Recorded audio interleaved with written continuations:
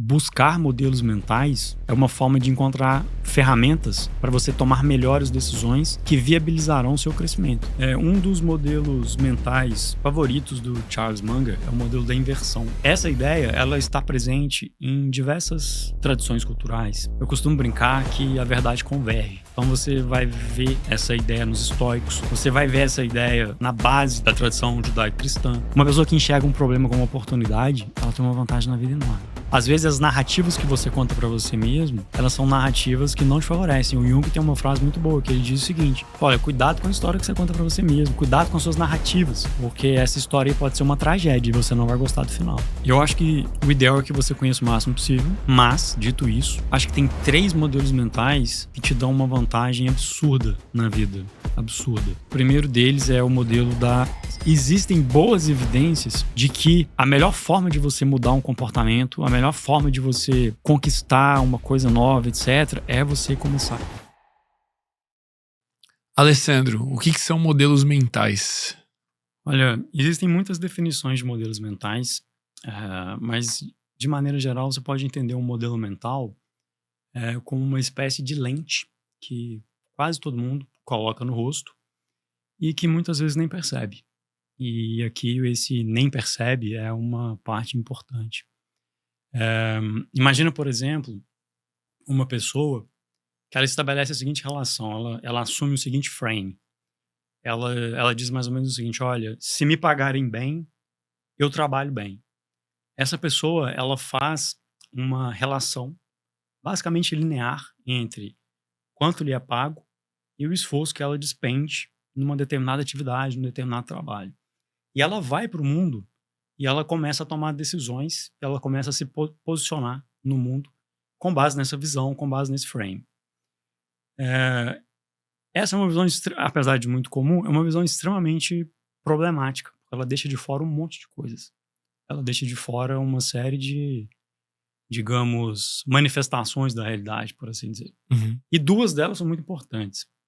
Então, de um lado, ela deixa de fora todo o aspecto pedagógico que acontece para você quando você se dedica a uma atividade. Então, você aprende imensamente. Para poder aprender alguma coisa, você tem que se esforçar, você tem que chegar no seu limite e tal, você tem que chegar no limite do seu conhecimento, no limite da sua competência. Então, você aprende, quando você se dedica a um trabalho, você aprende não apenas a parte técnica daquele trabalho, mas você aprende muita coisa a seu respeito.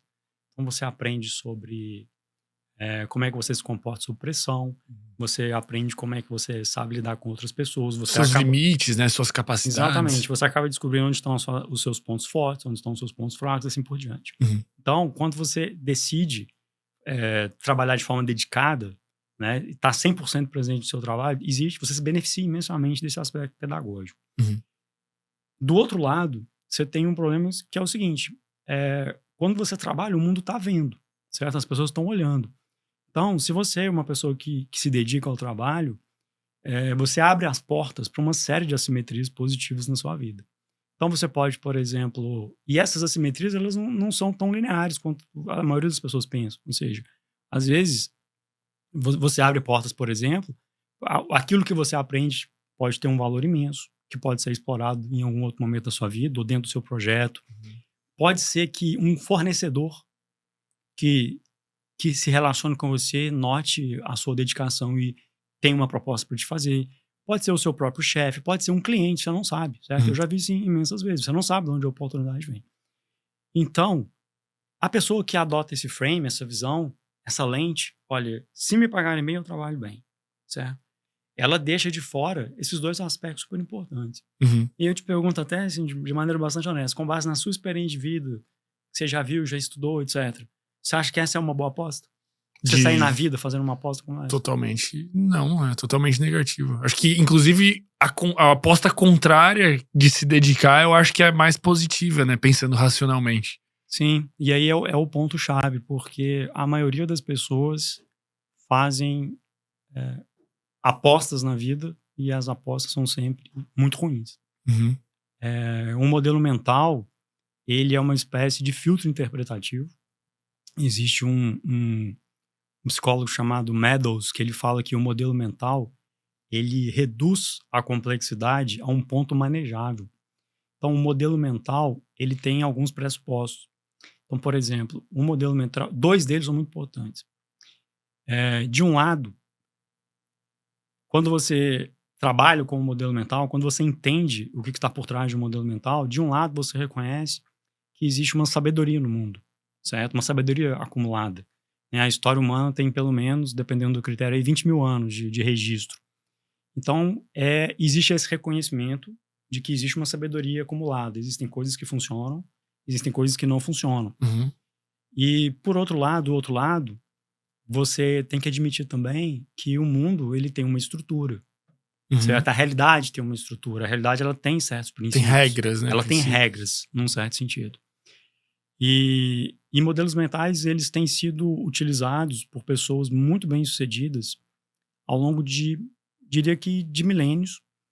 E a ciência, nos últimos 50 anos, principalmente os estudos na área de psicologia, eles têm validado imensamente o papel dos modelos mentais, porque, na verdade, é uma ideia muito bem consolidada, hoje em dia, de que nós operamos com base na criação de modelos mentais simplificados para navegar pelo mundo. A realidade é extremamente complexa, nós não conseguimos dar conta de tudo, avaliar tudo.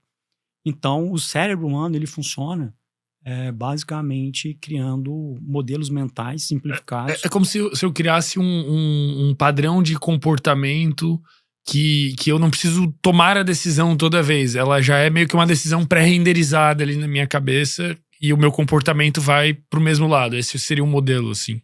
Os modelos mentais, eles são formas de se organizar a realidade, em que você parte desse pressuposto de que existe uma sabedoria disponível, registrada, certo? De um lado, e existe uma realidade do mundo, do outro lado, que é inescapável. Você não escapa dela.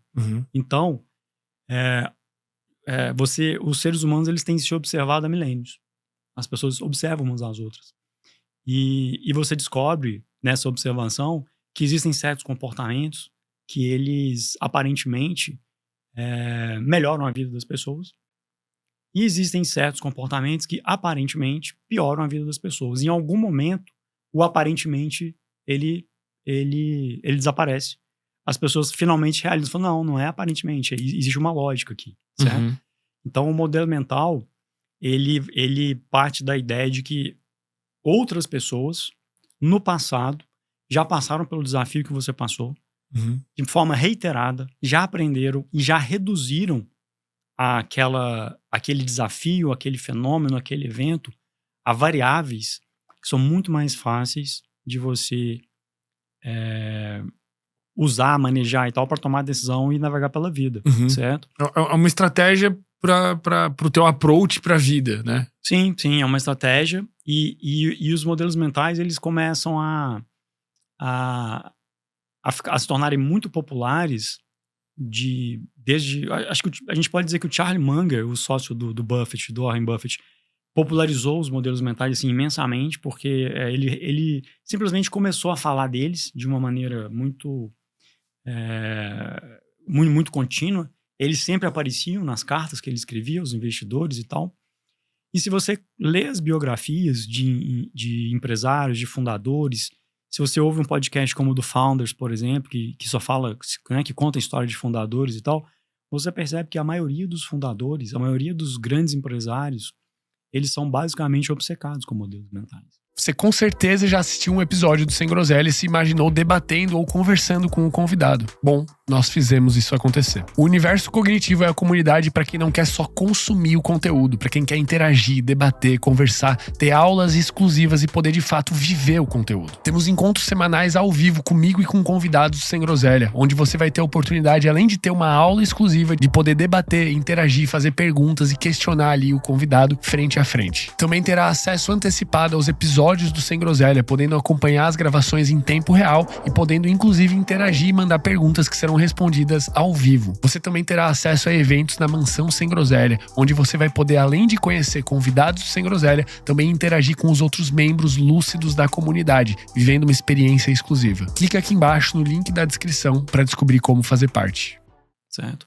Alguns deles não chamavam esse instrumento, essa ferramenta de modelo mental, mas todos eles usavam, certo? Lançavam mão desse recurso. Não existe uma definição final para modelo mental, certo? Existem várias definições, mas uma definição muito boa é, basicamente, você entender que um modelo mental é um filtro interpretativo. Ele filtra a forma como você lê a realidade, certo? Ele é um mapa para você explorar um território. Se o seu mapa for ruim, você vai se perder. Mas qual a relação exatamente que o modelo mental tem com uma crença, né? Como que isso difere de desenvolver crenças e eu me comporto de tal forma porque eu tenho tais crenças? Olha, o modelo mental... Essa pergunta é muito boa e é preciso cuidado para respondê-la, porque ela é bastante complexa. Você pode... É possível se perder na resposta. Normalmente, as pessoas, elas não pensam, elas não olham para o mundo e não pensam no mundo de forma estruturada, certo? Elas normalmente reagem. E, além disso, as crenças, a cultura, a família, a sociedade, a escola, etc., tudo que está no entorno das pessoas, elas trazem para o processo decisório algumas relações e algumas correlações que são falsas, certo? Tá. Então, uma crença, ela pode informar um modelo mental. Saber se esse modelo mental é positivo ou negativo é outra história, certo? Sim. Mas, então, quando a gente discute esse assunto, na verdade, a utilidade maior deles seria atingir um objetivo final. E aí eu posso ver qual objetivo eu desejo e qual modelo mental pode me fazer caminhar em direção a esse objetivo. É uma forma de avaliar, é uma forma de ver. A gente pode começar com um exemplo muito, muito prático, certo? Acho que um exemplo prático ajuda bastante. Um dos modelos mentais favoritos do Charles Munger é o modelo da inversão. É um dos meus modelos favoritos também. Tá. E aqui é sempre bom notar que essa ideia, ela está presente em diversas tradições culturais, certo? Tá. Eu costumo brincar que a verdade converge. Então você vai ver essa ideia nos estoicos, você vai ver essa ideia na base da tradição judaico-cristã. Você vai ver isso em diversos lugares, certo? Que é o seguinte, ao invés de se perguntar assim, olha, como que eu faço para alcançar X? Você se pergunta, o que eu poderia fazer que tornaria o X impossível? O que faria isso dar errado, certo? Você se torna o seu próprio advogado do diabo e isso tem inúmeras vantagens, eu vou te falar por quê. Então, por exemplo, imagina que eu quero ser um bom pai para o meu filho. Então, e essa é uma pergunta que eu já me fiz, assim, honestamente. É um exercício que eu já fiz. Eu quero ser um bom pai para o meu filho. Então, o que faria com que eu fosse um péssimo pai para o meu filho? Certo? Ausência. Eu seria uma pessoa ausente. Eu não criaria boas memórias nele, para ele. Não proporcionaria oportunidade de boas memórias.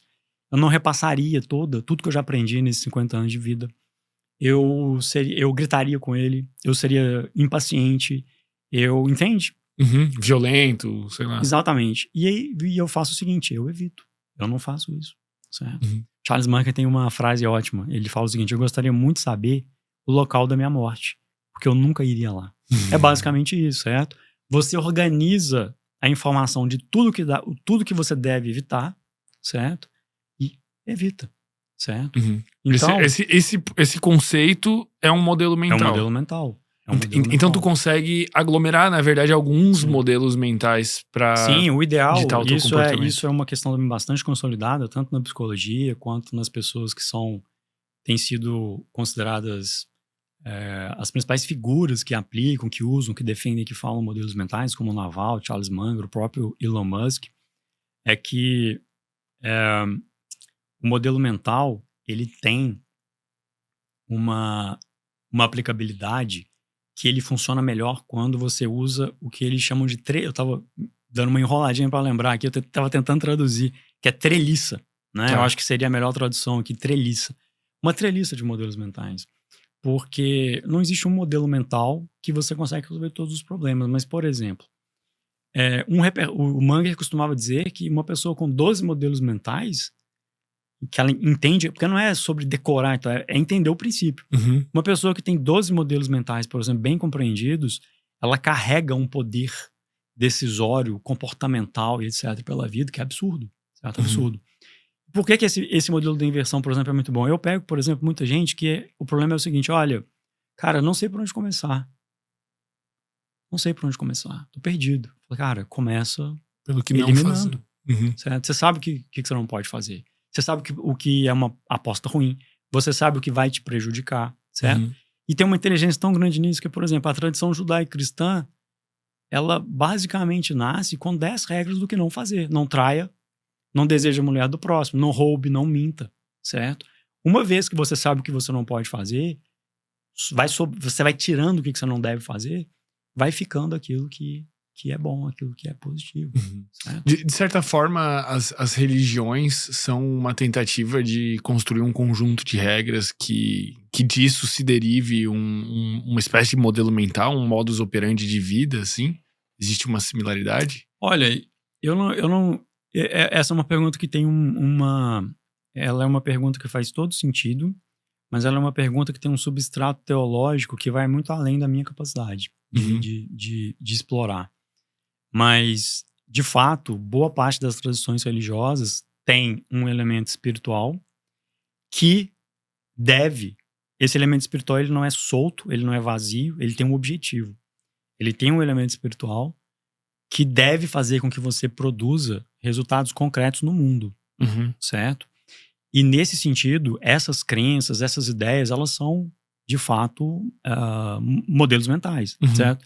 Eu tenho tem uma coisa que eu faço, que eu estudo provérbios há muitos anos. E eu tenho vários modelos mentais que eu tirei de provérbios, certo? Vários, assim.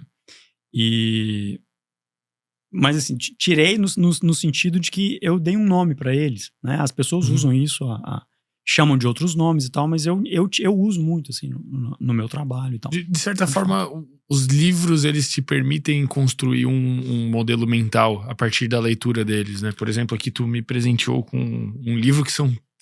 um livro triplo aqui, né? São 3 livros, então... Sim. Por exemplo, posso te dar um exemplo? Por favor. Eu te dei esse livro do José Maria Escrivá. O primeiro deles, Caminho, ele tem um modelo mental que eu costumo brincar que é a nobreza do ordinário, uma coisa mais ou menos assim, certo? Ou a importância do ordinário, ou a força do ordinário. Porque ele fala muito da importância de você se concentrar naquelas coisas mais imediatas, de você começar pelo que está diante de você, certo? De você fazer aquilo que está ao seu alcance, de você estar no que você faz, certo?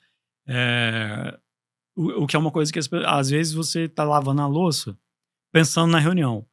Aí na reunião você está pensando em outra coisa. Na louça. Certo? Você está pensando em outra coisa, né? Você não consegue ter disciplina no grande se você não começar tendo disciplina no pequeno. Então, é um exemplo, por exemplo. Mas ele não explicitamente te traz um modelo mental. Ele não tá falando, isso é um modelo mental. Sabe por que é um modelo? Ele não chama de modelo mental, ele não define como um modelo mental. Mas é um modelo mental porque são poucos princípios, certo? Que você pode testar.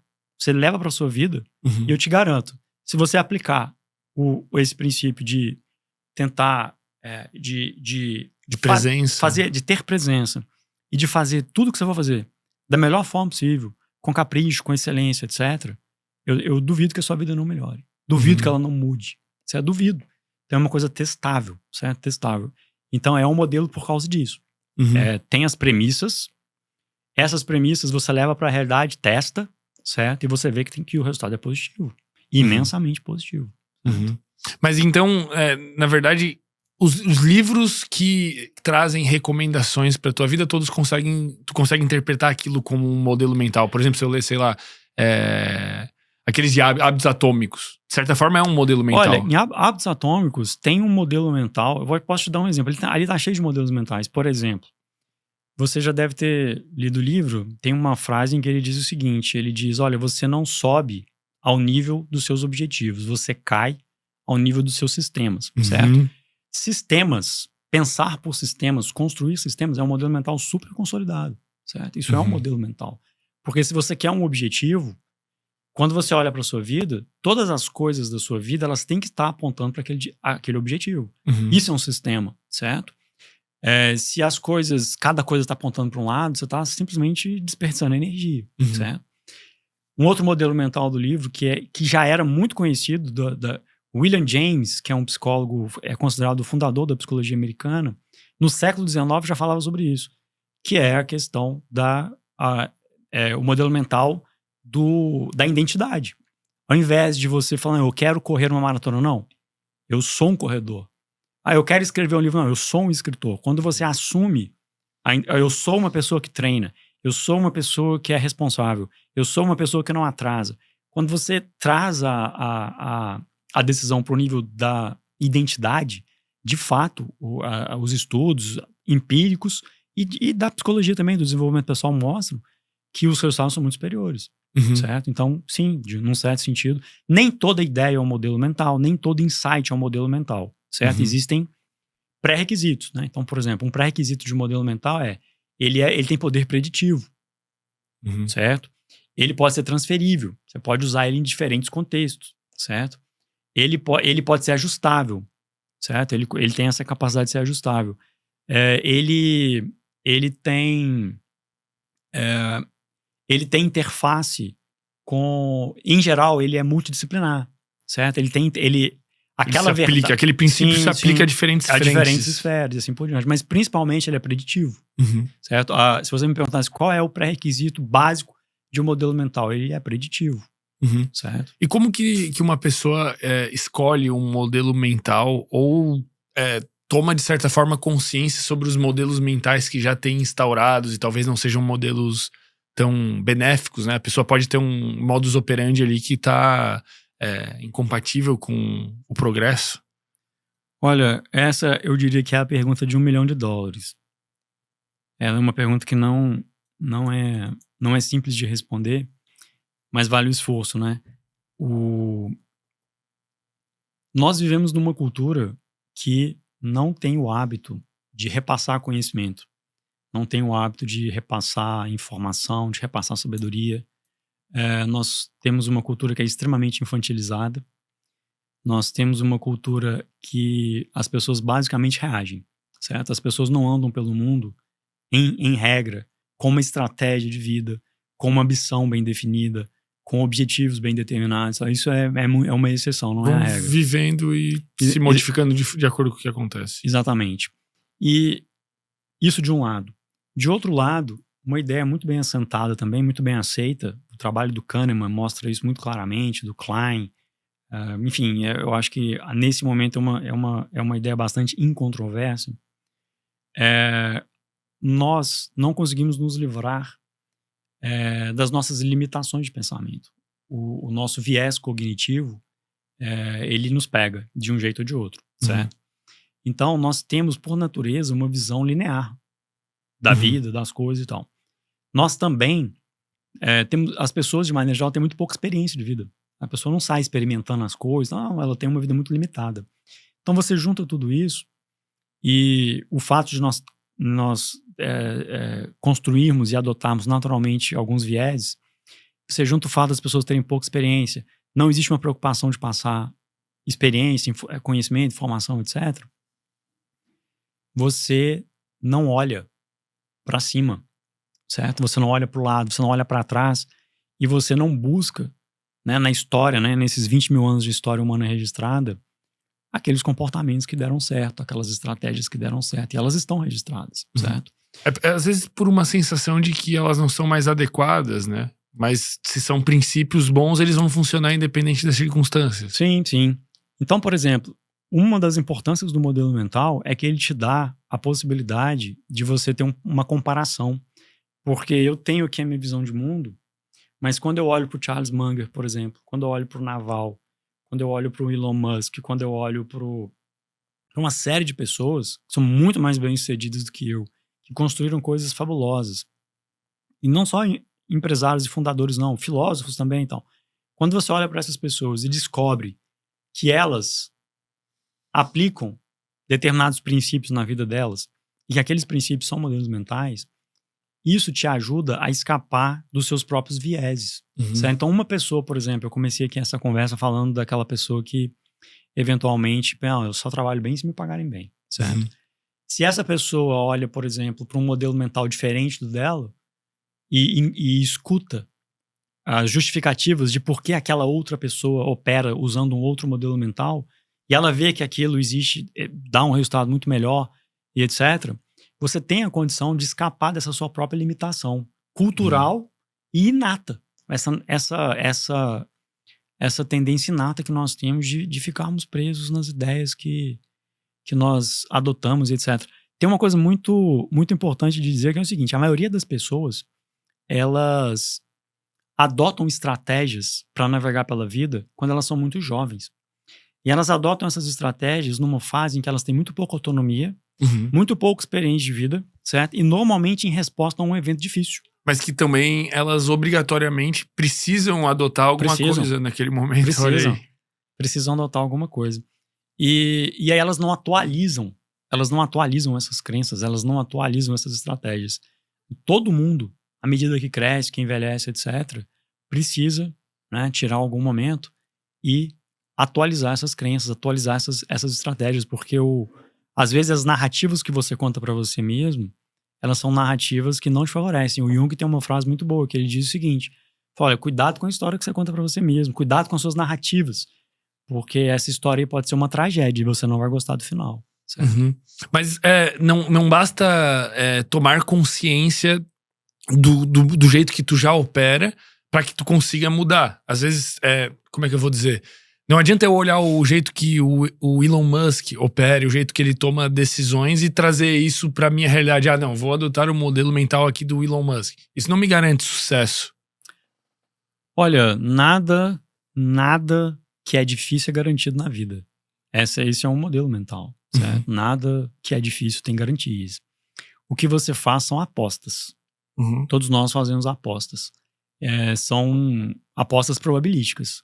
Então você olha para o mundo, se você for uma pessoa inteligente, o que você vai fazer? Você vai olhar para o mundo e vai falar assim: olha, tem aqui um conjunto de coisas que pessoas muito bem-sucedidas têm repetido ao longo dos anos, ao longo dos milênios. Isso está acessível, eu posso testar, eu posso conseguir. Eu vou conseguir o mesmo nível de sucesso que eles não, mas eu vou terminar numa posição melhor, certo? Agora, eu adoto, por exemplo, o Elon Musk, ele é cheio de modelos mentais, né? Ele criou, inclusive, um negócio que na empresa dele eles chamam de o algoritmo Elon. Não sei se você já ouviu falar. Não, é de tomada de decisões? Não só de tomada de decisão, mas principalmente de como organizar processos, de como organizar o trabalho, de como organizar sistemas. O modelo mental tem cinco passos. O algoritmo tem 5 passos, certo? É uma forma de modelo mental, tem 5 passos. E uma lógica. Eu vou falar os 5 passos, se eu me lembrar de todos eles, e depois eu explico a lógica. Os 5 passos são: você questiona todos os requerimentos, depois você apaga tudo que puder, deleta, corta, certo? Depois você otimiza o máximo possível, certo? Depois você... O quarto eu esqueci, desculpa. E o quinto você otimiza, certo? Tá. Por quê? Porque às vezes... Tu otimiza, faz alguma coisa e depois otimiza de novo.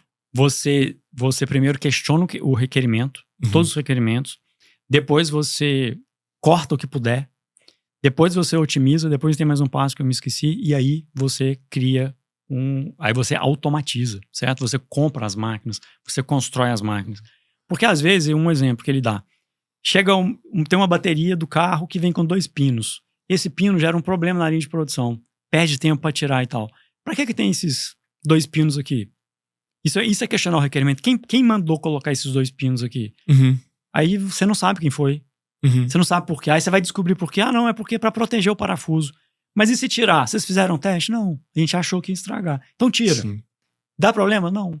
E aí o que acontece é que tu perde tempo, às vezes... Eles construíram uma máquina para tirar esse negócio. Aí o Elon Musk pegou um spray laranja e saiu marcando as máquinas para você tirar, certo? Então, é uma coisa super importante. Quando as pessoas trazem exigências para você questiona o requerimento. Porque isso é realmente necessário? Qual é a lógica por trás disso? É porque senão tu acaba perdendo tempo. Às vezes, se tu vai pra um outro passo, tu otimiza uma coisa que não deveria existir, né? Exatamente. Eu já escutei, acho que ele falando isso em alguma entrevista. Isso é muito útil. Tem uma outra coisa que é esse segundo passo, que é super importante também, que é cortar.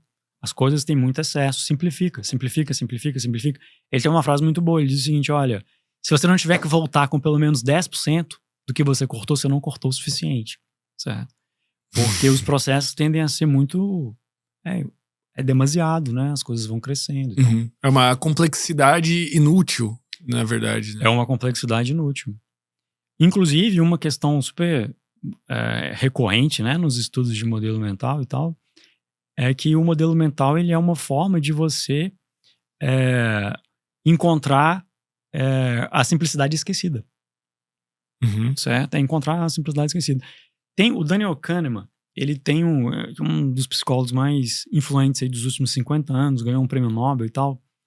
Ele fala de maneira muito clara sobre isso, que é a questão, ele passou anos da vida estudando a questão do ruído, certo? Você identificar o que é de fato relevante e o que não é uma arte. Certo? É uma arte. Nós temos uma preferência inata por respostas complexas, certo? O Daniel Kahneman comenta, inclusive, que às vezes, no início da carreira dele, ele precisava dar fazer aquilo parecer um pouco mais sofisticado e tal, porque era tão simples que ele sabia que não seria publicado. Caraca, certo? Entendi. Porque você dá uma mexida de linguiça ali. Sim, porque você tem uma obsessão por aquilo que... As pessoas tendem a acreditar que as respostas mais complexas são as respostas melhores. E, na verdade, é absolutamente o contrário. Até em termos de aposta, em termos probabilísticos, né, a resposta mais simples ela tem mais probabilidade de estar correta. Então é um pouco nesse sentido aí. Como que eu caracterizo um modelo mental como sendo melhor ou pior que o outro? Ou também como que eu posso escolher um modelo mental? Eu vou de acordo com as minhas necessidades? Eu vou de acordo com os meus objetivos? O ideal é que você estude os modelos mentais. O ideal é que você aceite essa ideia de que existe uma sabedoria acumulada, disponível, e que você aceite que o mundo existe no mundo uma estrutura da realidade. Então, uma vez que você aceitou essas duas coisas, você já está na frente de muita gente. Você já tem uma vantagem competitiva enorme. Mesmo que você não opere com modelos mentais já consagrados e tal, a sua visão de mundo já mudou. Certo? Então, o ideal é que você estude os modelos mentais. Como que se estuda modelos mentais? Olha, você pode estudar através de livros, você pode fazer cursos. Mas existem livros específicos sobre modelos mentais, no caso? Olha, em português eu só conheço um, mas existe um trabalho muito grande na área de modelos mentais. Eu estudo muito sobre modelos mentais dando artigo, por exemplo. Certo?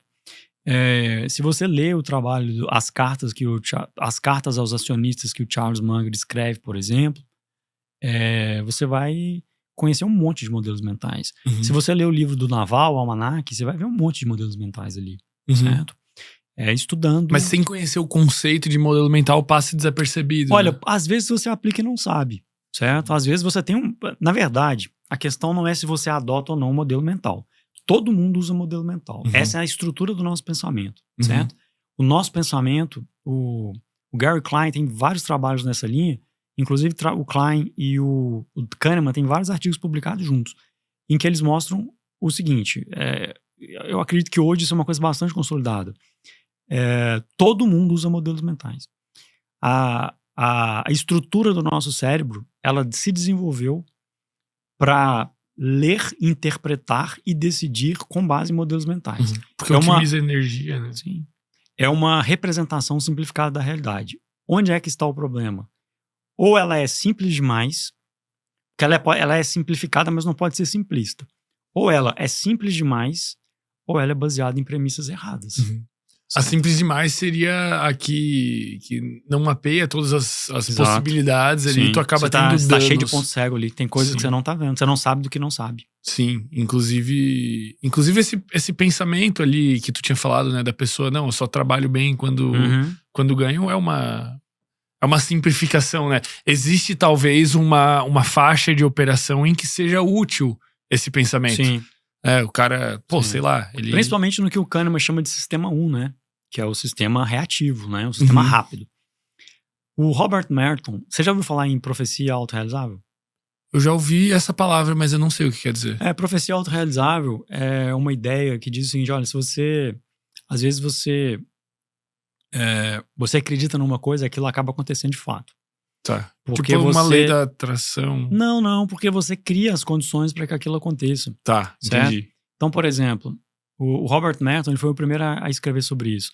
Ele não fala em modelos mentais, não fala. Esse trabalho dele é antigo, não fala de modelos mentais. Mas ele fornece uma estrutura para você defender o uso ativo e intencional de bons modelos mentais de forma muito clara. Um exemplo que ele dá, por exemplo, se eu não me engano, ele dá o exemplo da pessoa que acha que o mundo é um jogo de soma zero. Tá. O mundo é um jogo de soma zero. Para alguém ganhar, alguém tem que perder. Essa pessoa tem esse modelo mental. Ela acredita, de fato, que o mundo... E por que ela acredita? Porque, às vezes, as primeiras experiências de vida dela foram assim mesmo. Sabe? Para o irmão dela comer, ela não comia. Sim. Tinha uma escassez de recurso, de alguma forma. Por alguma razão, a gente não sabe. Existem vários contextos que, de fato, pode fazer com que uma pessoa acredite que o mundo é um jogo de... Ela nunca conheceu a generosidade, nunca foi amada. Enfim, muita coisa. Essa pessoa vai para o mundo com essa visão, certo? Aí ela é super desconfiada.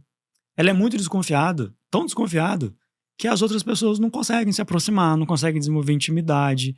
Enfim, ela acaba recebendo... No fim das contas, isso acaba acontecendo.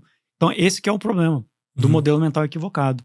Porque se você tem um modelo mental equivocado, você pode agir no mundo e provocar as condições para que ele se confirme, certo? Se você entende, por exemplo, que o mundo não é um jogo de soma zero, você vai ver cada interação como uma oportunidade, muda tudo. Você vai ser mais otimista, mais alegre, vai fazer as coisas, porque quando você for fazer as coisas, você vai ter sempre a esperança de que aquilo que você está fazendo é uma fase para uma outra coisa muito melhor e tal. E você vai prosperar naturalmente, e você vai falar, pô, tá vendo? O mundo não é um jogo de soma zero. Exato. E o outro cara, a mesma coisa. Aí, tá vendo? Ninguém me dá oportunidade, me mandou embora, não quis ser meu amigo, me traiu, certo? Então, o modelo mental, por isso que ele é tão perigoso, assim. Como assim perigoso? Todos nós temos modelos mentais. Tá. Você pode estar rodando um modelo mental que está arruinando a sua vida, fazendo uma aposta e nem sabe.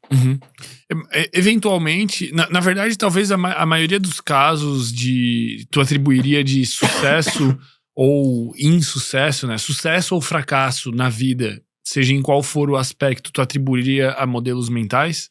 Tu diria que, de certa forma, modelos mentais são fatores... Óbvio que daí vai entrar, meritocracia, sorte, um monte de coisa assim, mas tu diria que no macro, modelos mentais são o que determinam o destino de uma pessoa? Charles Munger fala que o sucesso dele... Desculpa, o Buffett fala que o sucesso dele vem de 3 coisas. Nascer nos Estados Unidos, boa genética, no sentido de que ele era saudável, ele tinha saúde para trabalhar. Sem nenhum problema. Isso. E modelos mentais, certo? Então, é claro que sempre tem um elemento que você não controla. Ele poderia ter nascido no Lesoto, né? Ele poderia ter nascido no Iêmen, certo?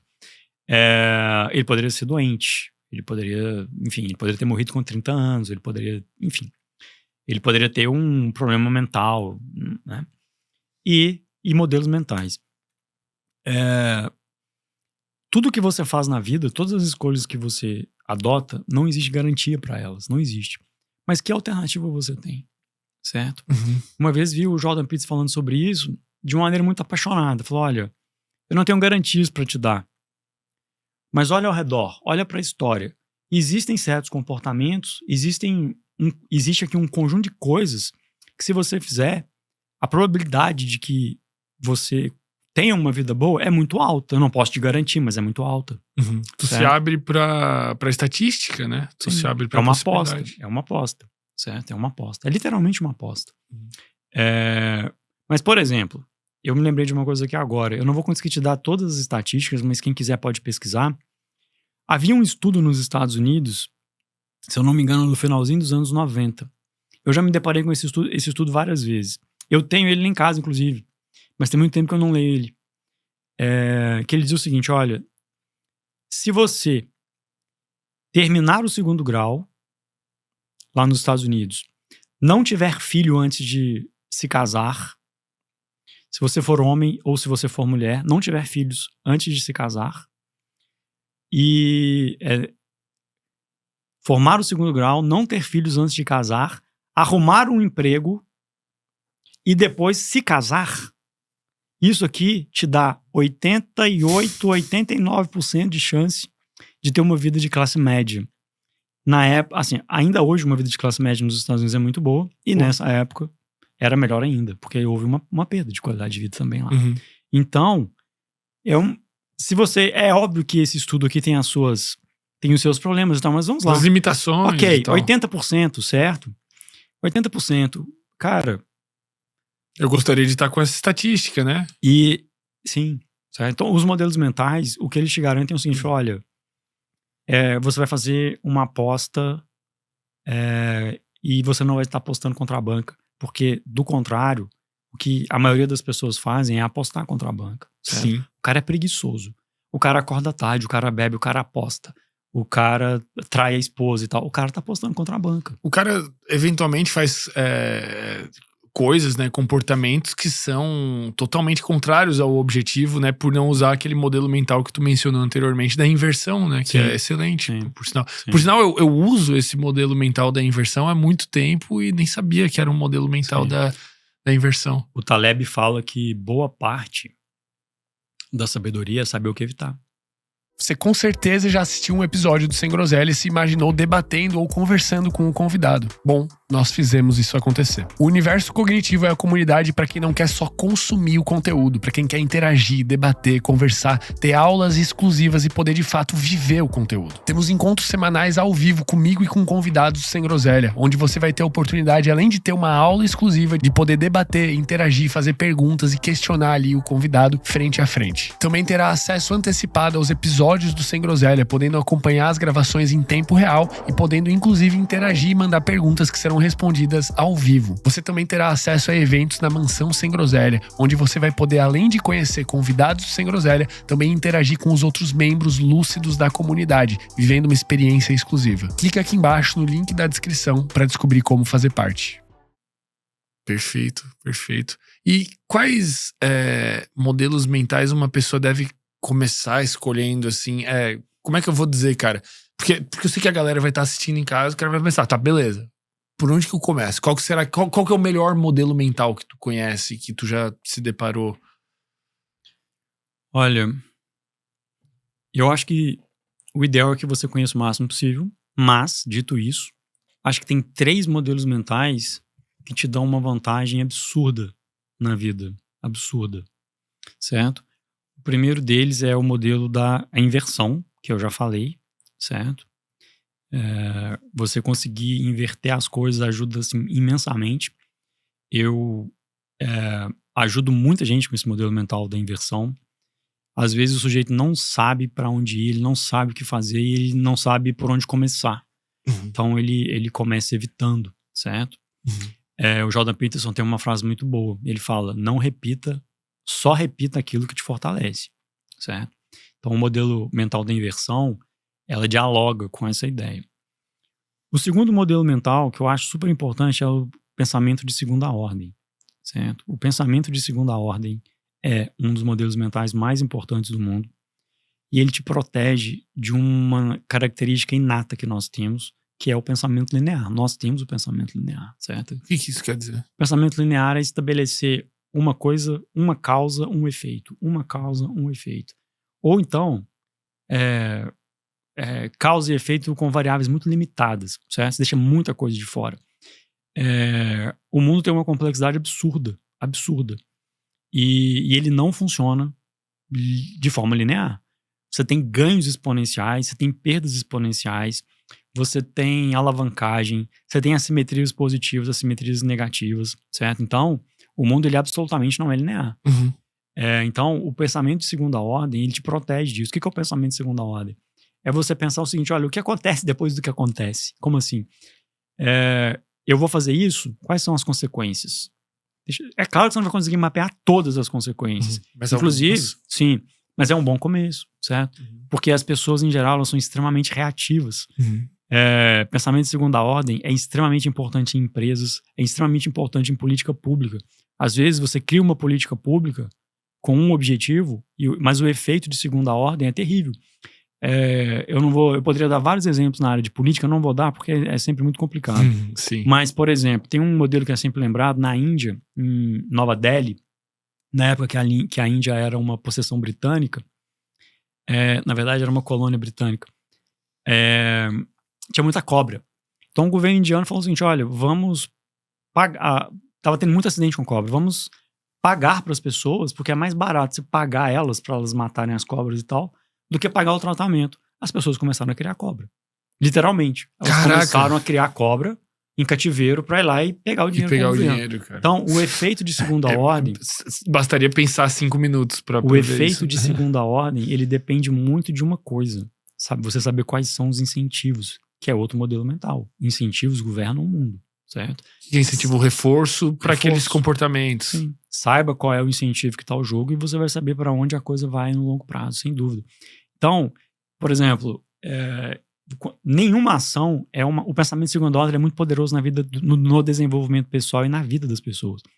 Porque o efeito de segunda ordem positivo, ele vem em cascata. E o efeito de segunda ordem negativo também. Decidi treinar. Tá. Vou treinar todo dia de manhã, certo? A minha saúde vai melhorar. Provavelmente vou começar a dormir mais cedo. A minha capacidade cognitiva melhora, a minha regulação emocional melhora. Ficou mais atraente, arranjou uma namorada, sei lá. Pronto. É muitos desdobramentos positivos, sim, né? Eu bebo de quinta a sábado.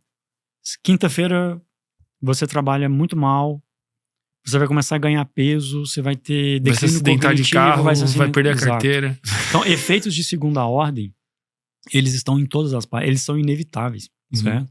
Então, você saber quais são... Pensar em termos de efeito de segunda ordem melhora a sua capacidade de criar estratégias para sua vida. Olha, se eu fizer isso, o que pode acontecer? Certo? Olha, se eu fizer isso, quais são os incentivos que você vai ter? Quais são os incentivos que ele vai ter? Certo? Cara, isso com todo respeito é bem óbvio, né? Mas a gente acaba não fazendo. A gente, quer dizer, eu às vezes, ou eu imagino que as pessoas também eventualmente não façam. Mas é bem óbvio tu pensar quais serão as consequências de eu ir pro lado A ou de eu ir pro lado B, né? Sim. Cara, um terceiro modelo mental, eu estou até um pouco na dúvida, mas eu diria que para o seu público, eu acho que um modelo mental muito importante é o modelo mental do compounding, que seria da acumulação, sabe? Juros compostos, por assim dizer. O Einstein, ele falou uma vez, eu duvidei disso, eu achava que ele não tinha falado, e aí eu achei o registro dele falando. Ele falou que juros compostos são a 8ª maravilha do mundo. E ele não estava falando da questão financeira, obviamente. Ele via ali, nos juros compostos, um efeito que é magnífico, que é um efeito quase divino, que é o efeito extremamente poderoso de pequenos ganhos, de pequenos acúmulos, certo? Então, a ciência mostra talvez seja forte, mas existem boas evidências de que a melhor forma de você mudar um comportamento, a melhor forma de você conquistar uma coisa nova, etc., é você começar gradualmente. Mudanças incrementais. Sim. E, inclusive, porque elas facilitam o gerenciamento do processo. Às vezes você não tem a habilidade e a competência para fazer o que tem que ser feito. Mas se você começa com uma abordagem incremental, você vai aprendendo, você vai metabolizando, você vai testando, você vai crescendo. Então, o compounding, ele é um modelo mental muito forte. É você saber o quê? Você saber que no mundo, o retorno das coisas que você faz, por menor que seja, se acumula de uma forma absurda. Vou te dar um exemplo. Eu leio 50 minutos por dia. Só 50 minutos por dia, mas todo dia. E isso foi uma regra que eu criei, uma heurística. Porque a minha tendência é de querer só estudar. Estudar pra mim não é só estudar, mas assim, eu vou ficar mais tempo, eu preciso trabalhar, certo? Tu sente um prazer naquilo, é quase como uma pessoa normal. E aí eu posso fingir que tô trabalhando, estudando. Então é muito fácil eu me enganar, certo? Então eu criei uma regra, eu estudo 50 minutos, só que é todo dia, 7 dias por semana. Então isso faz, o efeito acumulado disso é uma coisa absurda, certo? Absurda. Eu tenho clientes que começaram a ler 25, 30 minutos por dia e eles relatam, assim, a melhora absurda, é absurdo. Então, você saber que o pouquinho que você faz sempre, o pouco que você faz todo dia, tem um efeito acumulativo enorme, certo? E a gente sabe também que o cérebro, a neuroplasticidade, ela se dá muito mais pela repetição do que pelo impacto, certo? Não é você vir aqui estudar 10 horas direto que você vai adquirir o hábito do estudo. Talvez 20, 30 minutos por dia é que vai criar as sinapses ali necessárias para que aquilo se torne de fato um hábito e tal. E então acho que se você tiver a inversão, o pensamento de segunda ordem e você ter essa consciência do compounding, você consegue fazer uma pequena revolução na sua vida. Eu posso falar só mais um que eu acho importante? Vai.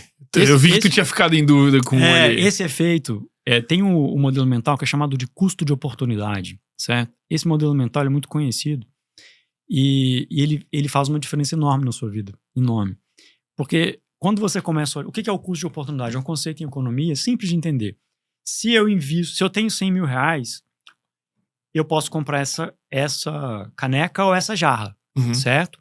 Então, eu tenho que saber, assim, quando eu compro a caneca, existe um custo aqui embutido de eu perdi, eu não comprei aquilo ali. Deixou de comprar o outro. Sim, então eu tenho que pesar bem os benefícios dessa compra, porque eles estão na conta. Então, por exemplo, o custo de oportunidade tudo que você faz é um custo de oportunidade.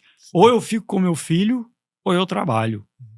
Ou eu fico com a minha esposa, ou eu trabalho, certo? Ou tu tá casado ou tu tá solteiro. Ou eu vou nadar, ou eu faço natação, ou eu faço musculação. Você tem um custo de oportunidade. E quando isso é muito claro para você, que toda escolha envolve abrir mão de todas as outras opções, se você é uma pessoa séria, isso muda a sua forma de escolher. A cada escolha uma renúncia. Aí, ó, nosso poeta chorão, né, cara? A cada escolha uma renúncia. A cada escolha uma renúncia, isso é a vida. O não, quando você fala não para uma coisa, você deixa uma série de possibilidades, né? Agora, o sim é um compromisso, né? Perfeito. É interessante como eles de fato se interconectam, né? Sim. Como tem até decisões em que eles se sobrepõem, apontando para uma mesma direção, eles não conflitam, né? Sim. Eventualmente, modelos mentais bons conflitam? Olha, essa é uma pergunta que eu não sei te responder. Com muita clareza. Eles podem eles podem entrar em conflito porque, às vezes, modelos mentais de diferentes domínios, eles têm premissas diferentes, certo? Então... O que seria o domínio de um modelo mental? Por exemplo, eu tô aplicando o modelo mental do compounding, por exemplo, deixa eu ver se o modelo mental de compounding é um bom exemplo. Não é. Eu posso estar aplicando o modelo mental da inversão, por exemplo, num contexto em que a retirada de uma coisa que é considerada negativa num contexto, ela pode não ser negativa no outro contexto. Sim. Inclusive, eu posso ter feito um mau julgamento sobre qual é o meu objetivo, né? Pode ter feito um mau julgamento. Então, eu quero tal coisa, para eu conseguir tal coisa, eu vou no modelo mental da inversão, estou me privando disso, daquilo. Mas eu não tenho a compreensão de que talvez essas coisas que eu estou deixando de fazer fossem positivas demais para mim, da minha trajetória, muito mais do que o que eu busco, né? Sim. Eu tô mirando no lugar errado. Sim. Existem modelos mentais que eles se aplicam muito bem em determinadas circunstâncias e moderadamente em outras. É comum, certo? O modelo mental, ele não é uma regra absoluta. Ele depende muito ele é atualizável. O Kahneman, ele comenta muito a respeito disso. Modelos mentais, num certo sentido, são boas heurísticas. E a heurística, se bem calibrada, ou seja, se atualizada, no longo prazo, ela vence a complexidade. Certo? Você vai errar aqui e ali, mas no longo prazo, você vai ganhar muito mais do que você vai perder. Eu li um livro que, com certeza, você já deve ter lido, que é aquele Pensando em Apostas. Não li. Não leu? Não. É muito bom, cara. Com certeza, é um modelo mental. Mas um dos grandes ensinamentos que eu tirei daquele livro é a respeito de perceber que eu não enxergo todas as variáveis que existem, né? Então, seria um paralelo da vida com um jogo de pôquer, né? Que tu saiba jogar pôquer, né? Tu deve, inclusive, gostar, inclusive deve ser bom, né? O cara que manja dessas coisas, o cara normalmente entende, ele tá pensando no modelo mental dos outros. Eu tenho um cliente que já foi um dos maiores jogadores de pôquer do Brasil. Caraca, e ele aplicava modelos mentais no jogo? Com certeza, então. Sim, teoria e regras. Se você for pro jogo sem ter regras claras, você pode perder. Essa regra, ela pode fazer perder uma mão, duas. Mas na média, ela vai vencer. Exatamente. Então, esse é um dos grandes aprendizados do livro por si só. Acredito que ali tu vai tirar alguma coisa ou outra, mas muitas tu já deve ter por outros conceitos. E também de que a gente não tem todas as variáveis, cara. Então, assim, eu tô olhando ali pras minhas cartas, né? Pras minhas 2 cartas e virou uma. Mas tem 3 que estão de cabeça pra baixo. E tem as cartas que estão na mão dos outros. E na vida mesmo, tem jogador que tá na mesa e tu nem sabe que o cara tá na mesa. Então, saber que existem coisas que eu não sei e tomar isso como uma variável e tentar dimensionar isso me ajuda muito. Não sei se exatamente é um modelo mental, eu acredito que... Cara, pensar em apostas é um modelo mental. Inclusive, um modelo mental que faz muito sucesso no Silicon Valley. Esse tipo de abordagem probabilística. Pensar em termos de probabilidades. De alocação de recursos, de tempo, né? Tudo gira. Sabe que tem uma... eu brinco, né? É a segunda vez que eu vou falar aqui que a verdade converge. Na tradição judaico-cristã, você tem uma ideia que é muito parecida, certo? Aqui a gente fala em termos de aposta. Nós estamos falando em termos de, olha, é a sua melhor aposta, certo? No longo prazo, provavelmente vai dar certo. Mas não tem garantias, né? Na tradição judaico-cristã, o esforço é a mesma coisa, certo? O esforço é por sua conta. A graça, se você vai ter o benefício ou não, isso é decidido num nível que ninguém controla, certo? Quando, na história de Caim e Abel, isso fica muito claro, assim, isso é muito explorado. O Jordan Peterson fala sobre isso, Dennis Prager fala sobre isso, o próprio Daniel Lepp já explorou essa ideia também antes, que quando o Caim mata Abel, porque ele fala o seguinte, olha, eu me sacrifico, eu faço tudo que eu posso. Deus não aceita as minhas oferendas. Em compensação, meu irmão, ele beneficia, ele aceita, ele beneficia. De alguma forma, ele gosta do sacrifício que o meu irmão faz, não gosta do meu, certo? Acontece, cara, certo? Eu não sei, assim, eu tô falando isso, se você é uma pessoa religiosa, você pode interpretar isso de forma religiosa. Mas mesmo que você não seja uma pessoa religiosa, como é o caso, por exemplo, o Jordan Peterson, ele tá caminhando, assim, pra se tornar um cristão e tal, mas ainda não é, né? Pelo menos não assume que é e tal. Mas ele mesmo trata disso no nível simbólico, certo? Que olha, o que nos cabe é o sacrifício. E aí entra uma outra coisa que é muito interessante, que é o seguinte, olha, concentra no processo. É a mesma ideia. Concentra no processo, é o que te cabe. É uma linguagem diferente pro mesmo. Se você vai ser beneficiado ou não, certo? Se Deus, o mundo, a realidade, os clientes, o que quer que seja, vão gostar ou não do seu sacrifício, vão te dar as recompensas dele, é uma outra história. Mas, de novo, qual alternativa você tem? Você vai fazer a aposta errada? No final das contas, assim, uma das interpretações que eu tiro, que eu até pontuei anteriormente, é que, de certa forma, os deuses, eles são modelos mentais, né? Olha, existe um modelo mental chamado ciclo da competência. Essa resposta sai do meu ciclo de competência. É um modelo mental super importante nos negócios, principalmente. Mas eu não saberia te responder. Tu saberia opinar? Ou tu prefere não opinar? Se todos os deuses são, de certa forma, um modelo mental?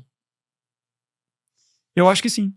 Eu acho que existe uma simbolicamente, sobretudo. De certa forma, por ser algo que doutrina o nosso comportamento. Sim, porque, por exemplo, se você pega o trabalho do Jung, se você pega o trabalho do Jordan Peterson, se você pega o trabalho do Joseph Campbell,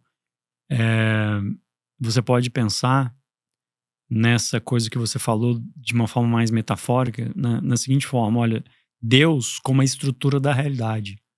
A estrutura da realidade é que dá o fundamento para o modelo mental. É porque a realidade tem uma estrutura que existe um modelo mental, do contrário seria aleatório, né? O Jordan Peterson tem um livro que se chama Maps of Meaning. Não sei se tem em português. É o primeiro livro que ele escreveu. Um livro super difícil. Eu gastei mais de um ano para ler o livro. Porque eu comecei a ler e falei, não é um livro para ler, é um livro para estudar. Foi um livro muito difícil para mim. E ele não fala exatamente isso. Mas ele fala uma coisa parecida. Ele fala o seguinte, fala, olha, modelos mentais são como mitos acionáveis. Certo? Mitos acionáveis. Eles não são a realidade literal. Certo? Eles não, um modelo mental não é a realidade literal. Certo? Mas ele fornece uma narrativa útil para você navegar pelo mundo. Certo? Certo. Então, nesse sentido, forçando um pouquinho a barra, eu diria que, ao menos simbolicamente, sim, existe uma conexão muito forte entre modelos mentais e deuses, né? E Deus e tal. Eu sou cristão, né? Sou católico. Mas, tu acredita que, de alguma forma, os modelos mentais, eles entrem em conflito com a autenticidade de um indivíduo? Não, de jeito nenhum. Por que não? Contrário, de jeito nenhum. Vou trazer um exemplo esdrúxulo, né, cara? Eu penso aqui, não, quero atingir sucesso, vou ver os modelos mentais do Elon Musk. E isso passa a me fazer tomar decisões como o Elon Musk toma. Mas, na verdade, o Elon Musk nem tá tomando decisões como ele mesmo tomaria. Ele tá tomando decisões baseadas em modelos mentais. Então, ele tá meio que terceirizando a responsabilidade sobre a vida. E, de alguma forma, isso seria menos autêntico. Não, eu acho que parte da autenticidade, uma parte inevitável da autenticidade é a busca por informação e o crescimento, certo? Você não é só... uma pessoa, ela é indissociável do que ela é e do que ela pode ser, não tem jeito. O que você pode ser sempre te assombra. Se você não responde ao que você pode ser, ao seu potencial, a probabilidade de você acabar ressentido, magoado, ou ter uma experiência... Você não vai retirar tudo da vida, certo? É um fantasma mesmo que te persegue. Várias pessoas já escreveram sobre isso, Jung fala muito sobre isso e tal. Então, nesse sentido, buscar modelos mentais é uma forma de encontrar ferramentas para você tomar melhores decisões que viabilizarão o seu crescimento. Eu acho que é indissociável, não acho que... Eu entendi o seu ponto, né? Não é que, mas veja bem, não é pensar como o Elon Musk, certo? É fazer o seguinte, falar, olha, o Elon Musk, ele usa muito, vou te dar um exemplo, ele usa muito um modelo mental que é o modelo mental de primeiros princípios. É um modelo super importante também. O que é isso? Vou te explicar, por exemplo. Quando ele foi construir o foguete era muito caro. E todo mundo falava, olha, foguete é uma coisa absurda. A indústria inteira falava, olha, foguete é uma coisa cara. Ele vai pensar por primeiros princípios, não espera. Pensar por primeiro princípio é não aceitar nenhuma das premissas que são consolidadas, que são o estado da arte, e investigar aquilo nos seus níveis mais elementares. Ele falou, me dá aí, vamos ver o preço de cada componente para fazer um foguete. Tudo, cada parafuso, cada linha, cada fio. Quando ele comparou, se você somasse todo o custo da matéria-prima, o foguete, o preço final era 50 vezes maior. Aí ele criou nesse dia o index do idiota. O que isso quer dizer? Quanto maior a distância entre o preço das coisas, da matéria-prima e tal, e o produto final, mais idiota tem no meio do caminho. Porque significa que os processos estão errados. E ele foi lá e construiu um foguete que custa menos de 10% do que a NASA construía. Sim, certo? Perfeito. E porque provavelmente faltavam muitas otimizações ali, cara, né? No sentido de usar 35 mil tipos de parafuso ao invés de usar todos os mesmos. Você já viu o motor do Raptor? Não sei o que é um Raptor. O do foguete dele. O primeiro motor parece uma obra barroca. Cheio de... O último motor parece uma coisa mais minimalista. Foi melhorando. Simplificando. Mas o que eu quero dizer com isso aqui é que eu não vou pensar igual o Elon Musk. Eu vou aceitar a premissa do pensamento. Isso tem lógica aqui. Tem uma razão aqui. Né? Ele fez a mesma coisa com o carro elétrico. Todo mundo falava, o problema do carro elétrico é que a bateria é muito cara. Ele fez a mesma coisa. Ele falou, não. Agora, nesse processo, sabe uma coisa que ele está fazendo muito nos Estados Unidos? Está mudando a história da indústria automobilística nos Estados Unidos porque ele não terceiriza. Certo? Ele mandou fazer uma parte lá do foguete, o cara cobrou, sei lá, $200 mil.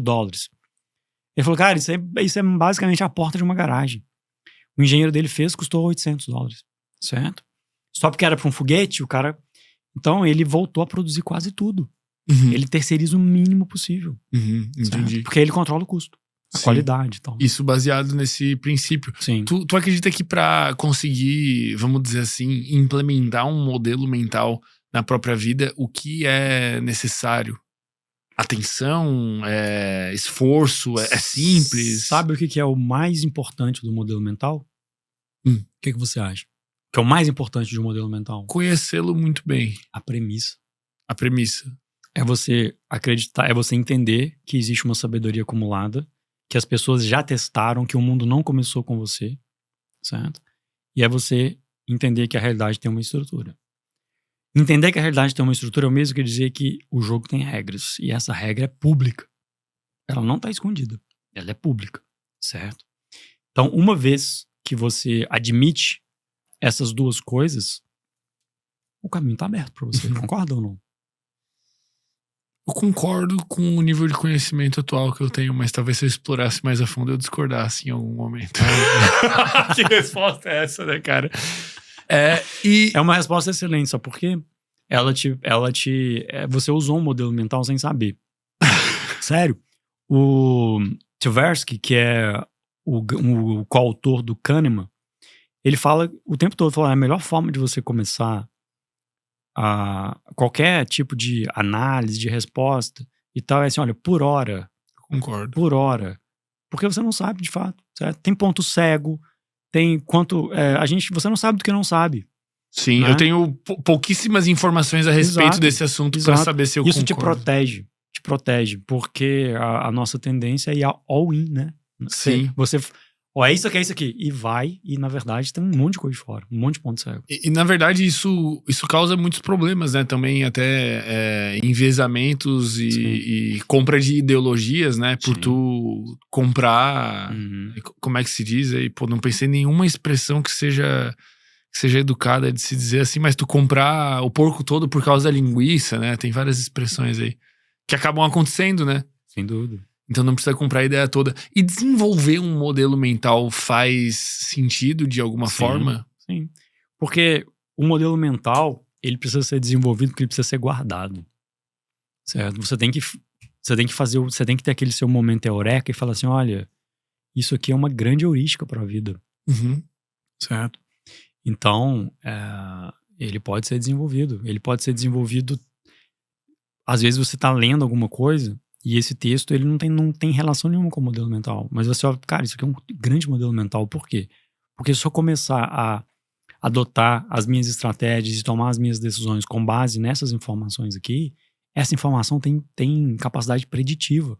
Ela aumenta as minhas chances de sucesso ou diminui as minhas chances de fracasso, certo? Então sim, você pode... Tu tem algum modelo mental que tu inventou? Tem alguns modelos mentais que eu inventei. Poderia compartilhar? Sim, claro. Eu tenho um modelo mental que eu chamo de campo abandonado. Que eu tenho essa clareza de que as pessoas muitas vezes se abandonam. Eu percebo, por várias razões, as pessoas se abandonam, certo? Como assim? Ela se abandona a si própria? Sim, ela para de se cuidar, ela perde a ambição, ela não espera muita coisa dela mesma, ela se acomoda, ela se abandona, certo? E o campo abandonado, ele produz algumas coisas muito ruins. Tá.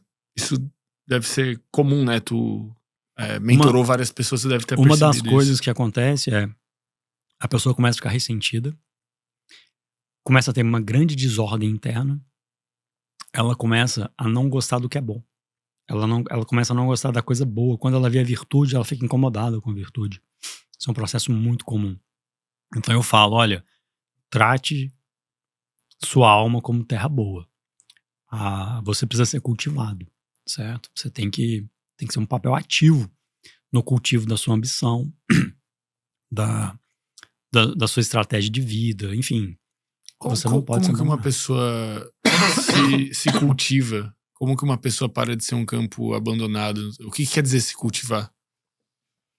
Se cultivar... Tangivelmente. Sim, posso te falar de uma maneira bem prática, posso dar até alguns exemplos. Acontece, chega muita gente pra mim e fala, olha, tô com 40 anos, sou engenheiro da empresa tal, alcancei o cargo tal, ganho bem, minha família, tenho carros, viagem, etc e tal. Mas perdi o tesão. Cansei, não quero, tô trabalhando pouco. Ir pro trabalho pra mim. Aí, quando você olha pra realidade da vida do sujeito, assim, ele tá comendo super mal, a relação com a esposa tá deteriorando, ele tá engordando, ele tá ficando cada vez mais cínico, certo? Tá começando a desenvolver inveja de outras pessoas que estão avançando mais rápido do que ele na carreira. Antes ele ficava feliz, agora ele começa a ficar com ciúme, enciumado e tal. Ele para de estudar, ele começa a ver Netflix até tarde da noite, enfim. Parece certo? que é o campo abandonado, é um excelente nome, cara. Um campo abandonado, ele é um campo abandonado. Ele abandonou-se, né? Ele é uma terra fértil, mas o que precisa pra nascer? Reverter esses comportamentos. Não, mas o que uma terra precisa? Ela tem que plantar, adubo. Você tem que plantar, tem que cuidar, tem que tirar o mato, tem que cuidar, certo? Isso é um modelo mental. Falou, olha, eu não posso me comportar como um campo, eu não posso ser um campo abandonado. Pensa metaforicamente, um lote abandonado, um campo abandonado, vira o caos. Sim. Isso se reverte a partir de pequenos comportamentos, Sim. Entendendo o que tá Tem uma passando. coisa importante, as pessoas, a nossa cultura trata muito mal a ambição. E chega um determinado... Então já é difícil ter uma ambição e sustentá-la. O mundo já te dá muita pancada na cabeça, assim. Você sente... Sustentar uma ambição já é difícil por si só. Numa cultura que confunde ambição com coisas muito negativas, que trata a ambição de maneira muito... Na melhor das hipóteses, é uma cultura que trata a ambição de uma forma ambígua, certo? Na melhor das hipóteses. Por quê? Como? Por que ambíguo? Ambígua porque é muito raro você encontrar alguém que fala, cara, ambição é uma coisa muito boa. Você tem que ser ambicioso mesmo, seja ambicioso, sustente sua ambição, etc. Ambição é diferente de ganância. Qual certo? é a diferença? A ganância, ela tem um viés muito mais individualista, isolado, né? O sujeito, ele quer um resultado. Normalmente, a palavra ganância, ela tem uma conotação voltada para o foco excessivo em si mesmo, né? O ganancioso, ele quer o seu mal, inclusive, ele quer tirar tudo que você tem. O ganancioso, ele quer a camisa, o relógio, ele quer tudo, né? Então, a ambição é uma coisa muito diferente. Mas a ambição é saudável? Demais. A ambição é muito Sempre? saudável. Sempre. Por que não? Mas não existe... Desde que mediada pela ética, pelas regras, pela lei, Sim. Mas não existe a ambição é uma força da natureza. Um limite em que uma ambição extrema... Eu acho que eu vou trocar a palavra ambição por desejo pra me fazer entender. Em que um desejo extremo pode ser nortear a tua vida para aquilo de uma forma que não seja saudável. Tem uma frase no budismo que fala que até água em excesso mata. Assim, em excesso não tem nada que e as coisas são adequadas. Existe uma adequação. Parte da sabedoria da vida é você encontrar esse ponto de equilíbrio, né? Mas de maneira geral, a ambição é uma coisa que te dá força. Ela te sustenta, ela te mantém vivo.